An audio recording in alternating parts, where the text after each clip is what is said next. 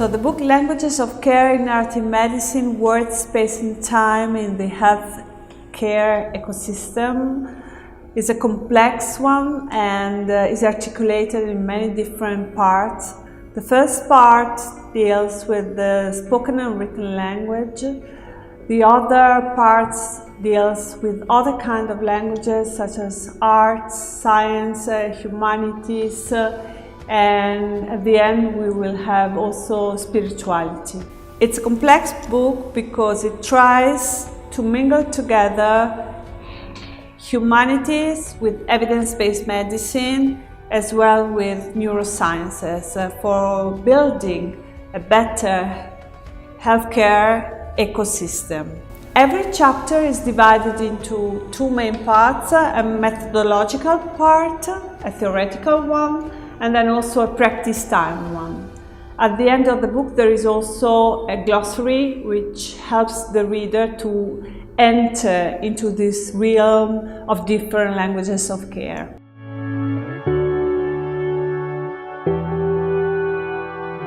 I consider this book as a journey for patients and carers after a trauma. People who had been suffering from a trauma, it may be a disease, maybe an illness, maybe a particular moment of vulnerability. And in this book what we are trying to investigate is how to overcome this trauma so that allowing not to become a post-traumatic stress disorder, so not to be encrypted into our brain and into our body. This is why at the end of this journey, after the trauma, there are the emotions of rage, anger, shame, fear, and these emotions are replaced with other emotions such as serenity, peace, interest, trust. And at the end of the book there is a chapter fully dedicated to spirituality, which is not to be confused with religions, but there are 5 factors of spirituality that we have found that really are able to produce well-being in the people, for the people. And these are the capability to giving a new order of priorities to every life. Second factor is the skill to enjoy every moment of the life, such as in a carpe diem mode. The third one is to be able to have and build a nourishing, the love and affective relationship. The third factor is to be able to create a sort of nice detachment and more room of our mind for ourselves. And the fifth, of course, is to being always optimistic and to being in the hope mode. So this is really like Dante's comedy. It's really like a journey from the hell. I wouldn't say to write in that way, but from the hell to a better heaven. That's it.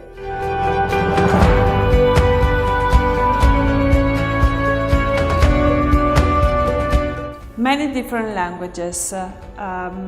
First language that I have investigated is, of course, the spoken and written language, especially the spoken and written language in a clinical care setting, where there is this kind of imperative mode where orders are given. So please take, no, not even please, take your clothes off, or take this medicine, come here at 5 that time on that very precise day. So it's very imperative mode. And what we found out is that this kind of prescriptive language is also detrimental for the recovery of the patients. Another language that I'm examining is as cool as the language that we have seen in the in the spoken language, in the spoken jargon by doctors and carers, which is the architectural language of the hospitals. They are cold places with neon lights, and the walls are totally white, and there are no colors. And in here we have asked to our patients also to imagine, if they had the magic wand, what kind of hospital they would love to have. And they were saying that the most used words was possibilities, so a place of possibilities. And if we are going to say which are these possibilities, we are going to see that possibilities to walk along a river, walk in a garden, to see nature, to stay in contact with nature. This is very important. And another thing, that inside the hospital, inside the nursing home, there should be also nice and comfortable rooms, such as a reading room, such as a nice place like a dining room, or places where to stay in a more comfortable and cozy way with our relatives and friends. So I think that this is again another language that we have investigated. Then I have investigated the languages of music and sound. There is a sound, there are sounds which are beneficial for the global population. From a neuroscientific point of view, it is proven that they are able to produce well-being, whereas for music, everyone has his, her own taste, so this is quite different. This is why I'm speaking of different kind of languages.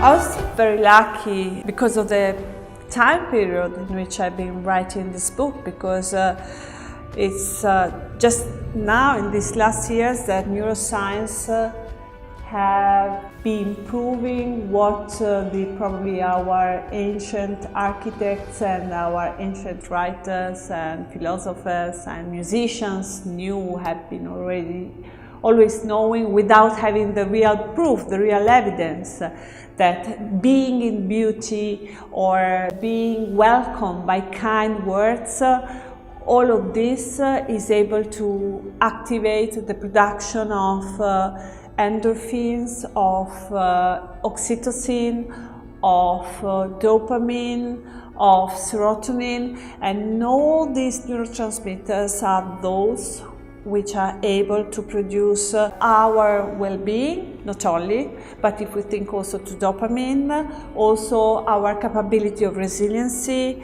and our project planning. I bring you just a short example.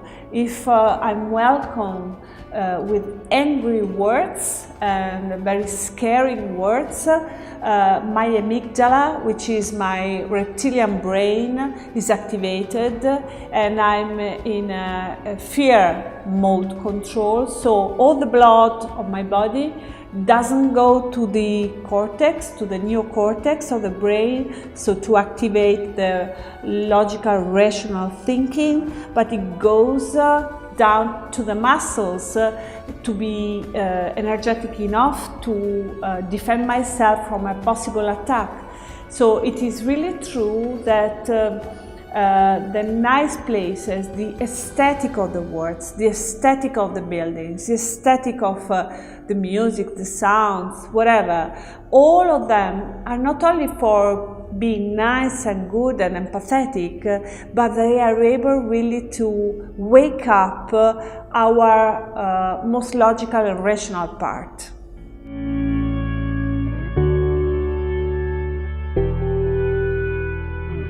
This is an intercontinental book because we have received from Canberra, Australian National University, and from the Griffith University, Brisbane, the gift of the natural semantic meta-language, which is this universal language made by 64 words, which are probably spoken in all parts of the world, like I, you, body, good, bad, to feel, to think, to know, to want. And if we're able to collect narratives using this kind of open words, we are collecting them without including any bias and without manipulating the answer of our people who are the interviewed. So I think this is really a tremendous progress in terms of methodology for narrative medicine. This was coming from Australia. From United States of America, I had the luck to meet with the Massachusetts College of Pharmacy and Health Sciences, which is in Boston, and it's a wonderful place where humanities are really mixed together with chemistry, physics, anatomy, and they are taught to students, so the students at the academy are becoming more prepared to change continuously between what it is the logic rational part of science with the most also irrational part like art, literature, philosophy, and this kind of thing. So I found this an incredible input. The third input was given by Professor Trish Greenhalgh of the Oxford University. She was the author for the World Health Organization of the guidelines of on narrative research that we had the pleasure to review. And so she has been bringing something which has very much to do with the clinical practice. So what's happening every day in clinical practice. So we already mentioned 3 continents, so Australia, USA and Europe. But of course, my gratitude goes to all the continents because we have collected many narratives from people from every continent and Africa, Asia. So this is why we are so much interested in finding this kind of universal words, so to allow a better communication at an international level.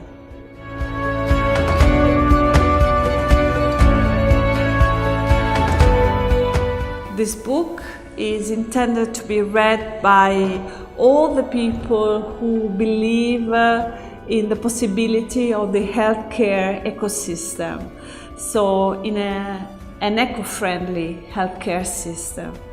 So if we consider the education journey, we can start to recommend this book for students, young students of medicine, nursing school, or whatever healthcare kind of professions.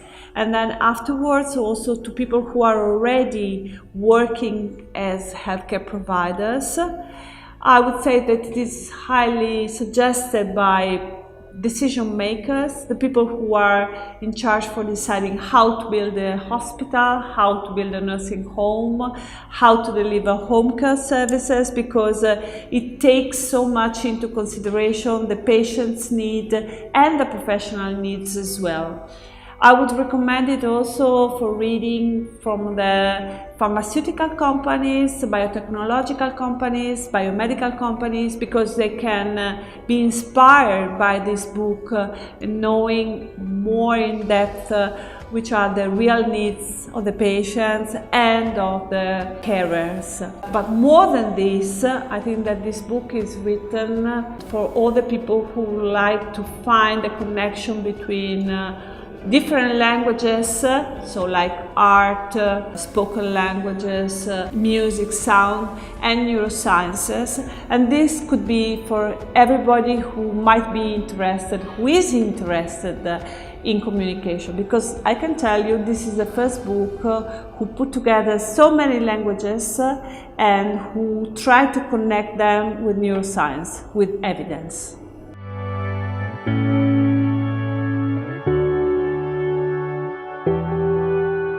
I think that this book is very important for Fondazione ISTUD. Languages of Care in Narrative Medicine is a sort of collection of what Fondazione ISTUD did in the last years, but it has to be considered also as a starting point to rethink, remodel the education programs, and our most important education program in our field is the Master of Applied Narrative Medicine, and thinking also for new seminars, new workshops, not only for this, but basically also for research, because the kind of methods that we have put together by using these universal words for collecting narratives, I think is something which gives a tremendous progress in quality to narrative medicine. Narrative medicine is not anymore linked only to literature, but it's also linked to science, which is linguistic.